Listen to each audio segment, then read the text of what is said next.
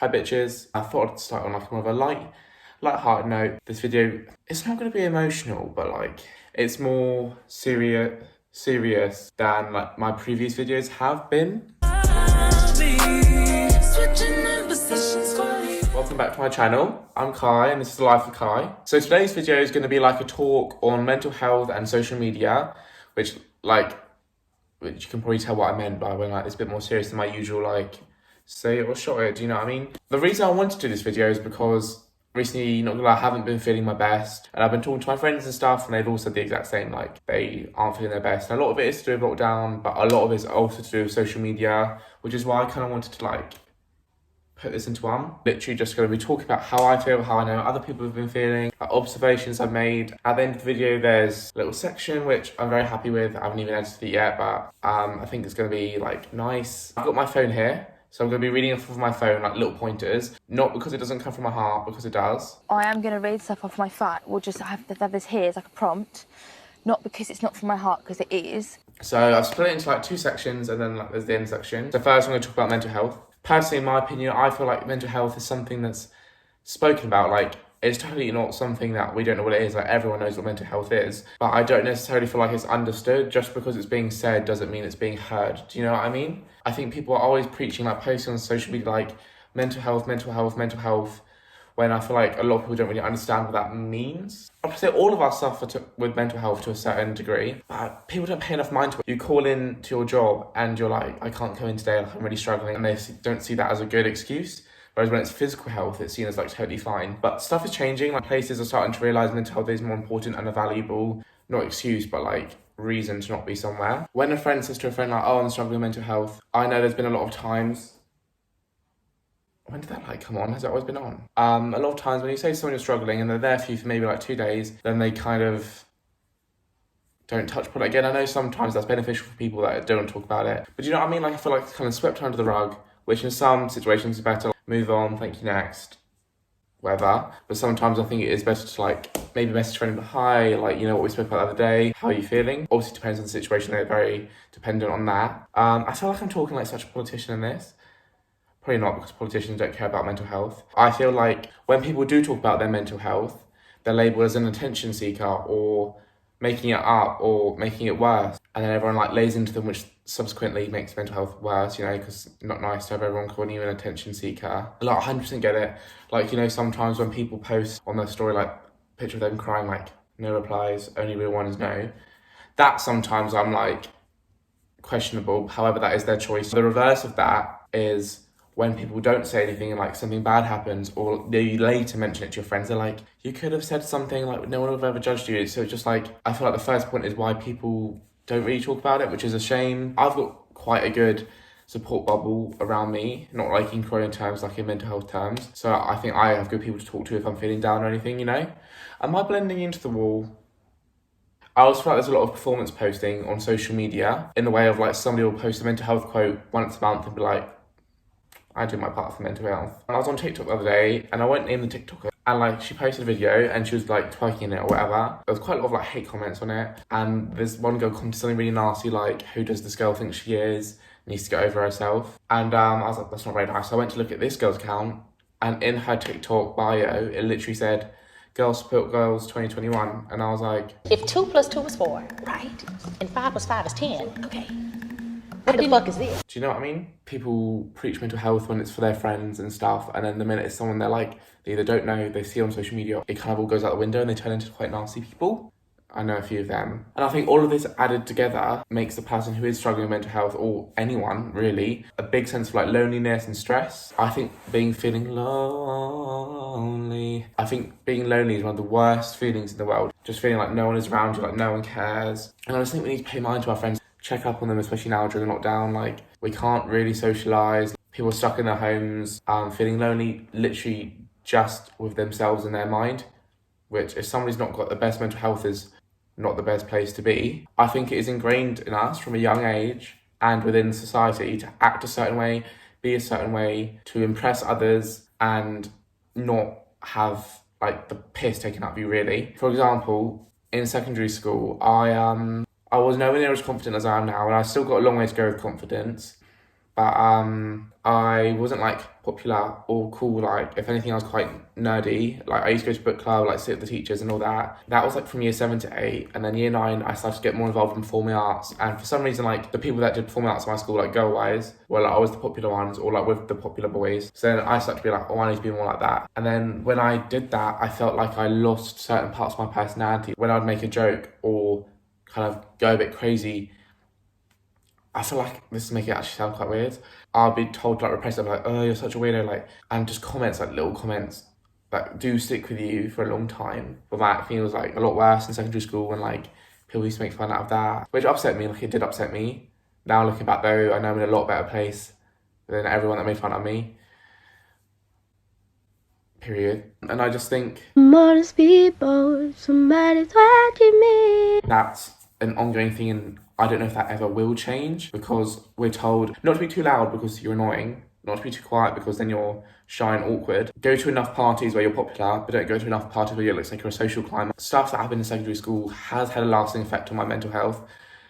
Well, this is like a therapy session now, but I have confidence issues because of certain things, even within friendships now, and I have the best friend group I've ever had around me. I like have trust issues because of that. Don't sometimes feel worthy enough to be friends with people, and I don't know if anyone else ever gets that. They're constantly like, do they even like me? Like, am I annoying them? Like, in the back of your head, like, you make a joke, like, am I annoying them? Even though they're, do you know what I mean? I'm not sat here crying over it, don't get me wrong. I ain't got no tears left to cry.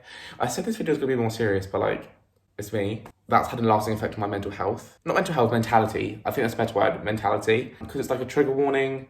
I'm not talking about eating disorders, I'm not going to talk about a specific one, but I'm talking about food. So if you have a food trigger, I'll put a timestamp here. I also went through a stage a few months ago, and I've always been quite weird with food, but a few months ago, quite bad. I didn't necessarily think very highly of myself and how I looked. Thought I was very overweight. I didn't really want to eat that much. And if I did eat, I felt so guilty. And I felt quite alone during that period, I would say. I tried to confide in people in it, and all I got was oh, that sucks. And I literally was like, and I just remember like, I FaceTimed my best friend, Ellie. Ellie, I hate this about me. Like, food, I'm being weird about it, I don't know what to do. And Ellie's known for a while. That's when I felt the sense of loneliness, because I felt the only person I could talk to was my friend Ellie, who was in Newcastle, so 7 hours away from me. She was like, okay, if you feel like that, start looking maybe healthy alternatives for food rather than cutting out food. And like, she was like, if you're feeling fat, work out. And it was while we were doing online lessons, so I wasn't getting the actual training like I usually did. And I literally did. And it made me feel great. But yeah, I've definitely moved past that. Right, so now onto social media. I just want to talk about the facade. It's because we only post the happy moments, which obviously makes sense. You're not going to post a photo of you crying, though I literally had photos of me crying in my last YouTube video, but you're not going to post photos of you crying. Like, you don't want to share that, that's fair enough. You stalk people, like, not even necessarily celebrities or influencers, just normal people. I know they're normal people, you know what I mean?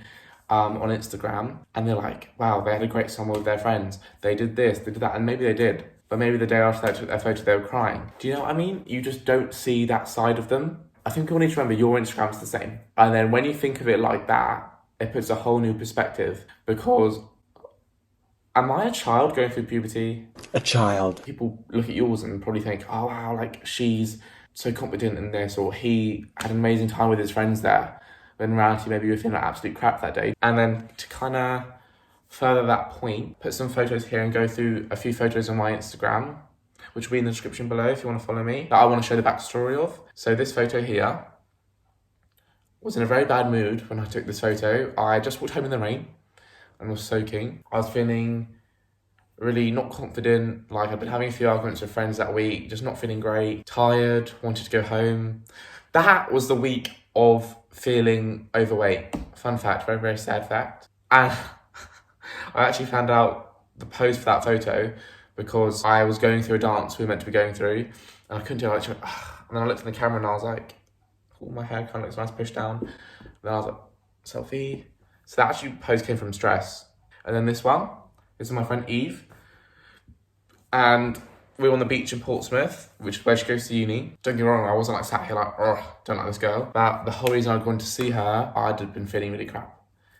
I felt quite lonely, and I really missed home. Like, I miss home quite a lot. Like, I really do treasure a lot of my home friends. And I messaged her and she was like, come and see me. And and they also saw our friend Faye, and I just had like a day to like be with them, enjoy their company, and kind of escape everything else. So the day itself was good, but at the beginning of the day, I wasn't necessarily in the best mental state. See how it's all linking now? Mind of a mastermind. And this will be the last one, because keep it moving. This one, and like I'm like smiling and everything, but I felt so self-conscious this day. It was the first time I'd taken my top off in summer since lockdown, and I was like, I look massive right now. Everyone's looking at me like he's a mammoth, of course. When my friend said I was taking these pictures, I was like, oh my god, people are looking at me like, can you stop? Well, you already know the blonde hair.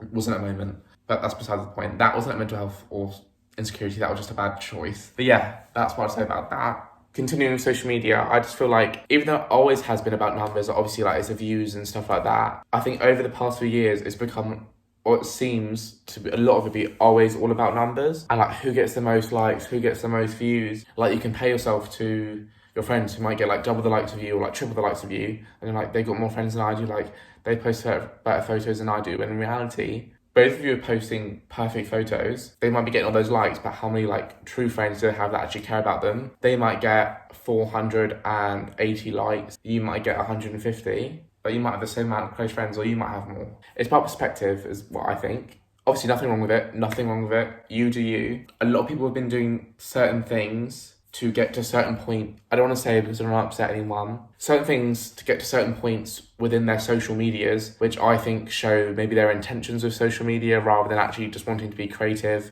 and have fun. It's more about numbers for them. Obviously, this is really ironic because I'm doing a YouTube video right now, so it's kind of like, aren't you doing the exact same thing? I think everyone is trying to be an influencer. You know, there's like brands which have like 1,000 followers that comment on your photos like, oh my god, this is gorgeous, DM us for a discount. And then like you DM them and they're like, okay, pay me this discount and then we'll give you a discount code and then we'll send you future stuff. Like they're all scams. And I think a lot of people get tied into that because they think, oh my god, this is my big break, like I'm an influencer, when really they're getting scammed out of money. It's making them look silly because everyone knows what's happening. Oh, pardon me. They strive for a life they see through social media to think it'll be perfect. So they do these posts to think it will get them closer to the perfect life, when it's not like that at all. Like, obviously, I don't know, like I'm not an influencer by any means. You always hear them talk about it's not what it looks like. You can kind of sit me for a bit. They get all these brand deals and all these many opportunities, which is obviously amazing. But so please. But then influencers are normal people as well. Like they have feelings, they cry. Like money, fame, and wealth doesn't equate to everything.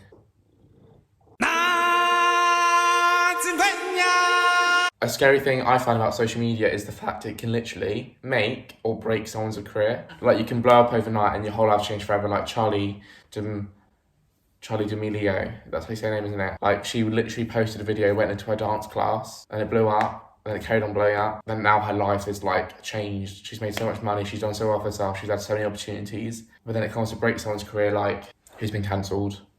Everyone.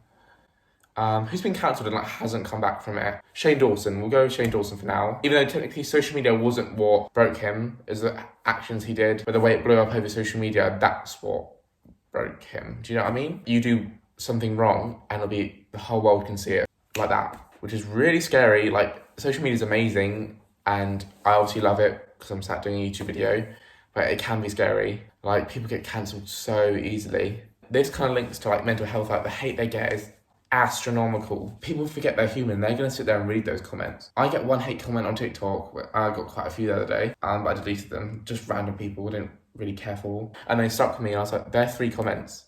Imagine being, I know she made questionable decisions, but I personally love her videos. Imagine being Saffron Barker when she makes one slight sentence wrong or says the slightly wrong word. The whole internet goes, Saffron Barker cancelled. Like she's young. Imagine reading all those comments about you.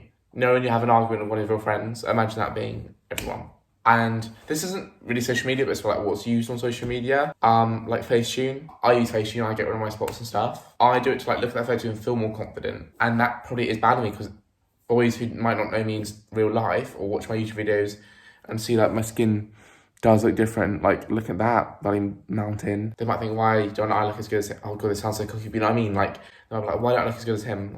Look at all his Instagram photos. And I find myself at most nights, 2 a.m, stalking celebrities, influencers, even friends of friends, and I'm like, why don't I look like him? And now we kind of go into the closing bit before the montage. That's the good thing I feel about YouTube and TikTok. I think they're my two favourite social medias, purely because I think they're the most raw and the most, like, unfiltered. Even though they're obviously filtered, like, there's stuff I've cut out of this. You see people's personalities rather than just what they physically look like. Kind of going back to how I felt about secondary school, I wanted to do YouTube from the age of literally about 12, 13, but I never did it because I was like, my personality's weird. No one will like me. I'm weird. I'm a weirdo. I don't fit in, and I don't want to fit in. Have you ever seen me without this stupid hat on? That's weird. They post stuff about makeup and do the transition thing. Like, yes, they later put makeup on, which is obviously great and fine, but people see them without it, which I think is really beneficial and really good. And I love people that do those TikToks because I think, wow, you're showing both sides. No matter what you do, someone's got an opinion. I'm going to sign off now, but there is another section of the video. Thank you for watching. I hope you enjoyed, and I hope the message came across how I wanted it to. So this section now is a few of like my friends, people I know from social media, people on social media. I messaged them and I said, please would you be able to send me a video of you saying one positive thing you take from social media and one negative. Here's what they had to say. Starting with the negatives, you know, because then it'll build up. Hi, my name is Darcy Hope. I'm a singer-songwriter. Definitely affected me negatively over my teen years and growing up with the beauty standards that society and social media put on us to look a certain way. Hi, I'm Megan. Is that it can be quite a scary place, especially when you're posting stuff and things like that, and people can be quite judgmental. Hi, I'm Adam, I'm 22 and I do YouTube. Especially someone like me who is so forgetful, like I forget to respond to my friends' texts and tweets and stuff like that all the time. So I feel like it can add a bit of pressure into like everyday life just to make sure you are staying connected to, because you can stay connected to people. It makes you feel like you have to, and there's a certain amount of like pressure there almost. And sometimes that's a bit much, like you just need to breathe and just take a sec. Do you know what I mean? Such a big impact on people's mental health. I feel like because anyone can access Instagram, Twitter, Snapchat, Facebook, so I feel like it's so easy for people to spread hate and stuff. And also there's just so many unrealistic expectations. Social media does kind of make people's lives look really amazing and exciting and wonderful, and I start to compare my life to theirs when really that's probably not what their life is like at all, and it's just snapshots of the good things. But I do sit down and think, what am I doing with my life? Like, their life looks so cool. Hi everyone, I'm Chris. There's so much like bullying over the years on social media. I know it because I've been bullied myself over it, and there's just like so many different stories that I've heard. Hi, I'm Keith Daniela. Unfortunately, is sort of the abuse and the hate, and I feel like everyone says that, but it's more in a sense of like sometimes safety as well. So yeah, it's just one thing to think about. Hi, I'm Eve. Things like Instagram and stuff force me to compare myself to other people, and then ends up with me being self-conscious. It's how easy it is to compare yourself to other people, because it's kind of bad for your mental health and mental image. A negative of social media is seeing who's unfollowed me. In school I got a lot of bullying online, a lot of bullying on Instagram, Facebook, etc. Even now, when I post something on Instagram, I'm like, oh my god, that's so ugly, someone's going to comment on that, I shouldn't even have posted that. Oh my god, someone sent something to them, and why aren't they sending that? Why didn't they like that, but why did they like the other thing? And my head goes on a spiral. I'm Gabby, don't know if you need that information. Where do I start? That shit is toxic, man. There are some mean people on the internet, but I'm now so addicted to it that I can't get off it. So that's fun. Negative thing about social media, I'd probably say, will be how much like it can take away, like how much you socialise with your family in person, and probably like the hatred that comes with social media when you like post stuff online. It can definitely be like quite a toxic environment when you think about like the unrealistic beauty standards, not even just beauty standards that are set, but like life standards. Like I think like influencers like capturing such like filtered versions of their lives, like make it seem like they live such perfect and like flawless like lives, when in reality it's probably nothing like that. Comparing myself to the people that I see on the internet and holding myself at their standard even though our lives are completely different. Hi, I'm Shelby. You end up comparing yourself to a lot of people, the way people look, how well off people are, but I find it's really important to remember that people don't put the bad side of their life on social media most of the time. So you don't know what people are going through. Although their life might look perfect, it probably isn't. Hey, I'm Jodie. People you will see on your screens often are influencers, and they all seem to have a particular look, whether that's in their face or their body. Especially for the younger generation, it can be really dangerous to be looking at this all the time because they get the idea that they have to be skinny or they have to have clear skin. One negative thing from social media is definitely cancel culture and how people's paths are brought up, and even when they try to justify the fact that they made a mistake and they're still growing, millions of people can jump down their throats and cancel their entire career in a matter of minutes. It can maybe make other people feel like their lives aren't as amazing or great, or that they don't have as many friends, and maybe make them feel lonely because of what they're seeing on everyone else's social media. You can compare yourself to people with this seemingly perfect life, and that's not necessarily the truth. And now to positives. It's a creative outlet for me to post my music and my work, but it's also been a great way to stay connected with people, especially over the last year. But finding a lot more mid-sized people on social media and debunking the whole Instagram versus reality thing really helped me come to terms with this. The thing I like about social media is that it enables you to stay in contact with people and people that you might otherwise wouldn't, and also meet new people. So I think one of the biggest positives of social media is the fact that we can stay connected to literally everyone. I know it sounds like such an obvious thing, but I rewatched Stranger Things recently and they were all talking on walkie-talkies and stuff, and I was like, oh yeah, that's something that people had to do back then. So I think it's something that we don't even realise anymore, but the fact that I could literally text my mate who lives in Australia, that's so crazy. I personally love social media and I love seeing what my friends are doing. I love seeing what they're up to. I love just seeing different businesses and stuff. It has allowed me to interact with like-minded people, with people who share the same interests, are fans of the same things, especially when you feel like you don't have people in your life who like the same things as you. It's really lovely to be able to communicate with everybody from all kinds of places of the world. So I feel like the positives is that you get to keep in contact with friends. I had a friend who I was friends with since I was 5. He moved away when I was about 11. And I managed to keep in contact with him through social media. Is that it's freedom to express yourself. I love just wearing what I want and doing what I want and posting it and flaunting it. We just love that. Space to be creative and things like that. It lets me meet new people, but also lets me keep up to date and stay in touch with my friends I have already.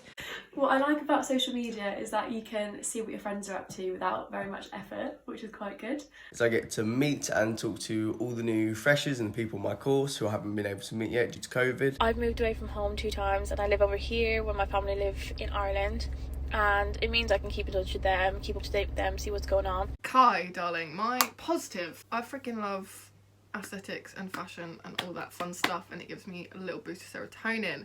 So having that at my every beck and call on Pinterest and Instagram is absolutely wonderful. It makes me very happy. How inspirational it can be. There's so many things that people try and show off on social media, like on TikTok and Instagram, and people can get really inspired by that and want to try it out for themselves. On a global scale, knowing that you're not the only person going through the coronavirus crisis, knowing that we're all in the same boat, I think has been a really comforting mechanism for a lot of people. Educating yourself on topics like Black Lives Matter and acceptance of the LGBTQ community. I get to keep in touch with friends that I can't see, especially in a time like this during the lockdown where we all live far away from each other, so we all know what each other are up to. It's a place that I can literally document my whole life, especially with not being able to see my friends at the moment with COVID. It's really nice to be able to look back on all my old Instagram videos and pictures and all my stuff on Facebook.